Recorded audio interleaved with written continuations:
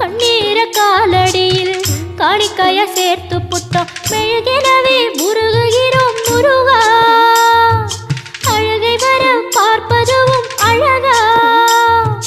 உப்பு காத்து ஊத காத்து சுற்றும் கடலு கரைய பார்த்து சத்தியமா கோயில் கொண்ட சுப்பையா எங்க குப்பத்துக்கு குல விளக்கு நீ ஐயா